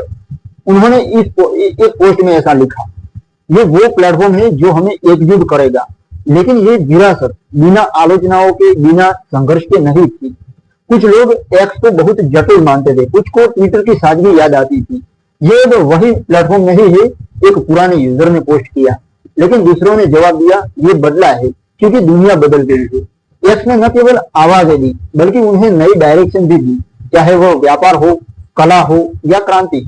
दिल्ली में एक युवा कवि अनन्या नाम का, उसने एक्स पर अपनी कविता साझा की। इसकी एक चहचहाहट ने दुनिया को जगा दिया। एक एक्स ने सितारों को छू लिया। उसकी कविता को हजारों लोगों ने देखा और एक बार फिर लेरी बर्ड आत्मा जीवित हो उठी। सैन फ्रांसिस्को में माया, वो इंजीनियर जिसने एलन मस्क के एक्विजिशन के दौरान अनिश्चितता का सामना किया था, अब एक्स की नई फीचर, जो नए फीचर्स आए थे उस पर काम कर रही थी। हमने एक प्लेटफॉर्म बनाया, उसने अपनी टीम से कहा, जो समय से बड़ा है। 2025 की इस शाम दुनिया भर में एक्स की चहचहाहट गूंज रही थी। दोस्तों, विरासत में ये वो प्लेटफॉर्म था जिसने नेताओं को जनता से जोड़ा, कार्यकर्ताओं को पावर दी और सपनों को पंख दिए। जैक डॉर्सी, पराग अग्रवाल, माया, रिया, यास्मीन, सोफिया और अनन्या, सबकी आवाजें एक थी। एक्स अब केवल एक एप्लीकेशन नहीं था, ये मानवता की कहानी थी। जैसा कि सूरज बर्लिन, काहिरा और मुंबई में डूब रहा था, एक्स का लोगो स्क्रीन पर चमक रहा था। ये एक चहचहाहट की विरासत थी, एक ऐसी विरासत जो हमेशा गूंजेगी, चाहे नाम ट्विटर हो या एक्स। तो ये थी दोस्तों ट्विटर से एक्स तक की कहानी, ट्विटर से एक्स तक की पुस्तक, आई बुक। आपका बहुत बहुत धन्यवाद दोस्तों।